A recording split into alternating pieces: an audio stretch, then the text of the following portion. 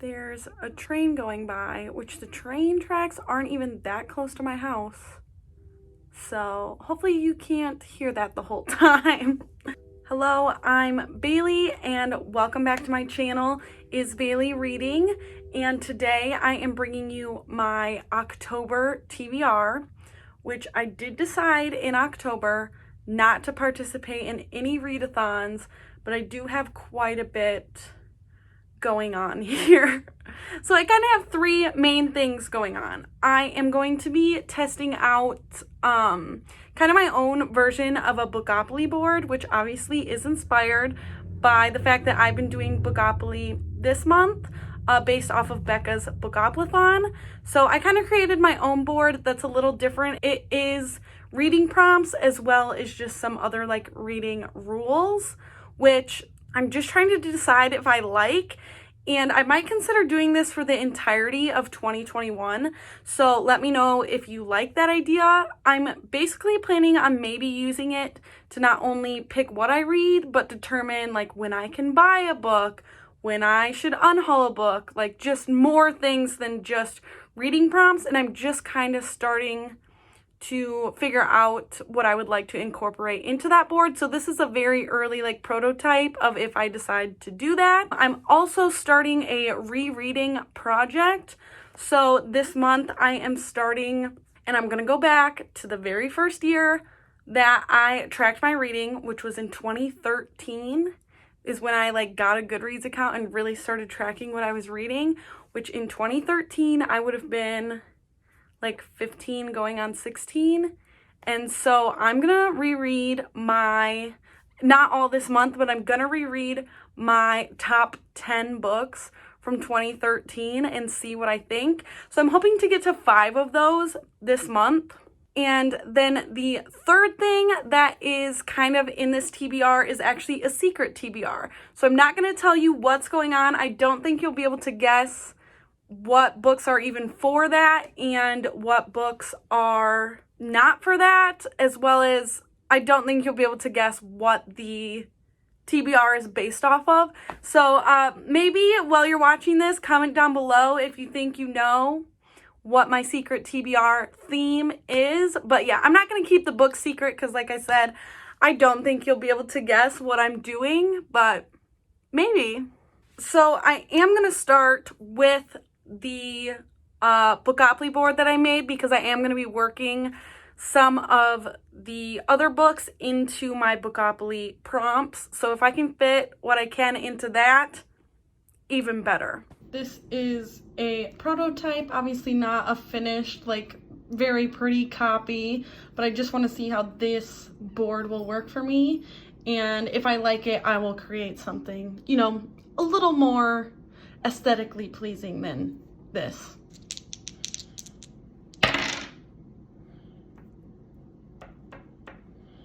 I landed on short book. So my first roll on my Bookopoly board was for a short book, and I was able to pick one of my rereads that I'm trying to do, which is The Absolutely True Diary of a Part-Time Indian. I actually read this for school and I loved it, and I was surprised that my teacher picked this because it was a pretty, I'm gonna see when this was released. Like I think it was a pretty new release when we read it in school. Not as new as I thought. It was published in 2007, and like I said, I'm rereading my books from 2013, so I would have read this in 2013. I gave it 5 stars. It was one of my favorites, and I hope it lives up. I think if anything, this is one that will, and I remember thinking this was really funny. Roll number 2. Lowest rated. Next up, I rolled lowest rated. So I went to my Goodreads and sorted by rating. And I'm not making myself choose like the lowest rated every time, or like I have prompts that are highest rated or longest book, shortest book. I'm just going to make myself choose from like the top or bottom 3. And so this one actually was the lowest rated book on my TBR, and I don't have a copy of it, but I do have a hold at the library, and it's Catherine House by Elizabeth Thomas. And that has a pretty low rating, like it almost has a 3-star rating, but I've heard mixed things, so I'm gonna give it a try. Hopefully my hold comes in time that I actually get to it in the month.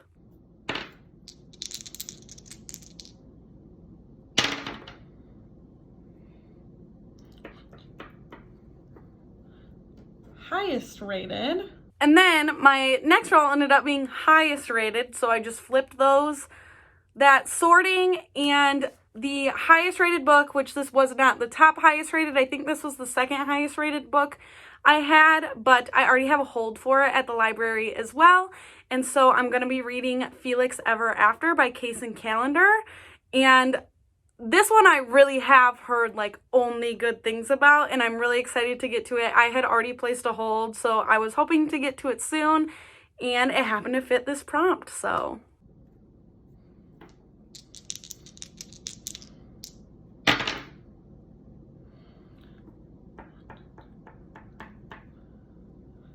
A new to me author. Next up, I rolled new to me author, and I am trying to get to my book of the month books and catch up. So I decided to choose Three Women by Lisa Taddeo, which I got this a while ago. This might be my oldest book of the month book that I haven't read yet. And I think this is a nonfiction book following three different women basically. And I think it's exploring like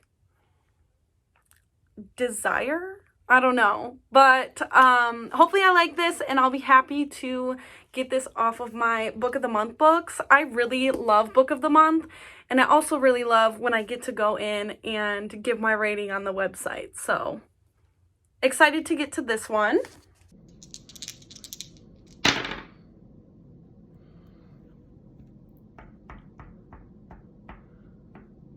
Starts with the. And next was a pretty general prompt, and it's a book that starts with the. So I had a lot of books to choose from. I decided to pick another one that is for my rereading challenge, and I picked The Moon and More by Sarah Dessen. And I remember this being like something at the time that I thought I really related to. I think that this girl has divorced parents, and I read this. How long had my parents been divorced? In 2013? I don't even remember, but I also have divorced parents. So I think 2013 would have been before either of my parents were remarried as well. So other than that, I don't really remember what this is even about. But I have quite a few Sarah Dessen books, but I do remember this specifically being like one of my favorites.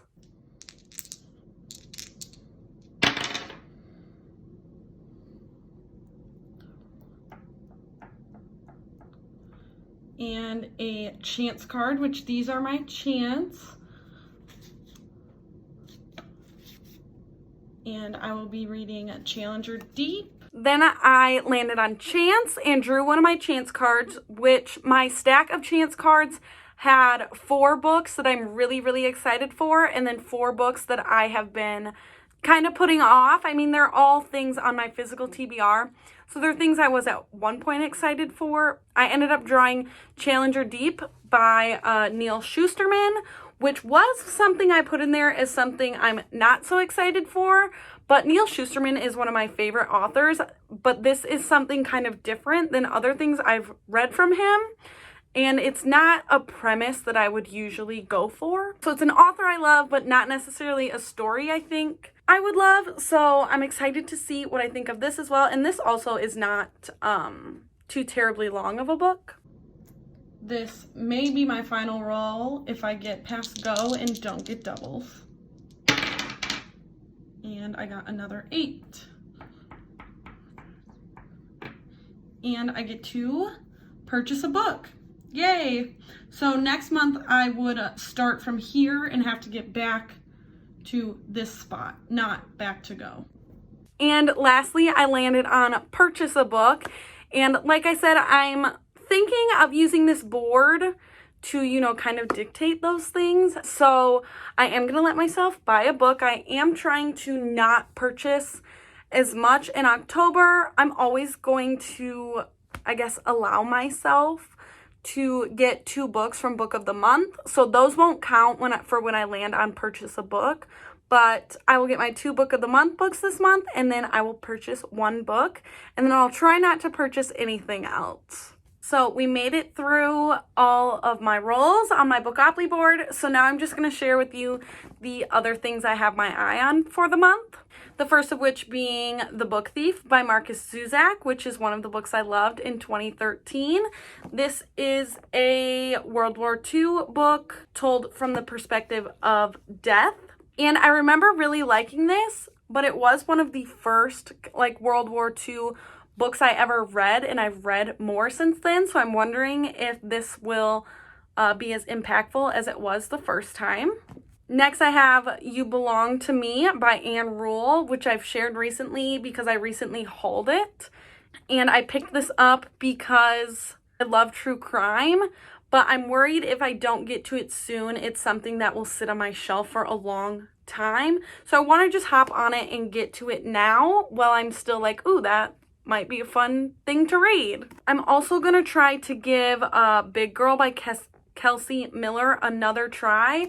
I did start this years ago, and I DNF'd it on page 146. I don't remember DNFing this because I wasn't enjoying it. I think I picked it up because a new release came out that I really wanted to get to, and then I never went back to this. It's called Big Girl, How I Gave Up Dieting and Got a Life, which I would have bought this and started reading it before I had, I don't want to say got more involved, but learned more, invested more time into the body positive community. So I don't know if I will even think that this is good anymore, or if it would even be something I'd be interested in, but it is still sitting on my shelf. So I would like to at least give it a try and decide if this is maybe something I should get rid of. And then next I have a couple romance books because I realized I didn't have any on this TBR yet, and I don't want to go a month without my romance books. So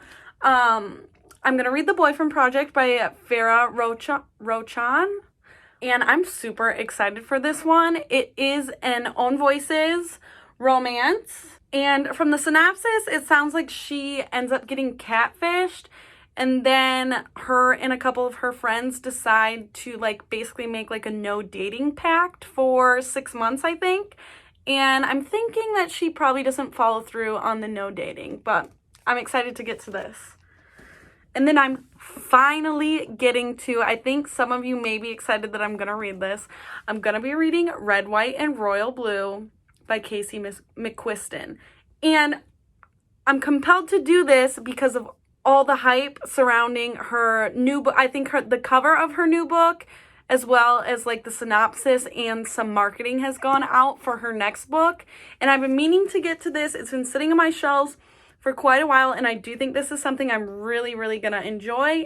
And this is basically about the president's son and the Prince of England, if they had a romance. I've heard it is enemies to lovers, but that the enemies doesn't last long. So I hope I love this as much as everyone else seems to, but yeah, I think those will be a couple good fluffy romances.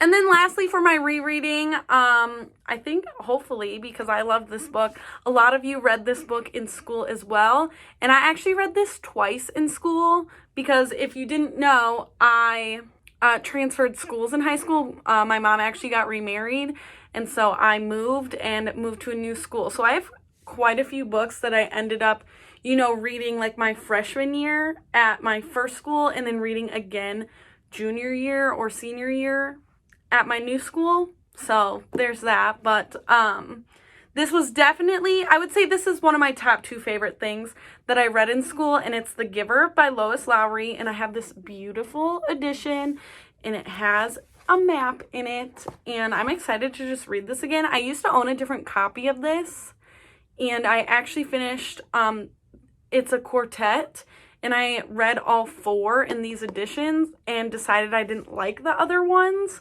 It's not really a series, they're just kind of connected. But I'm really excited to get to this again.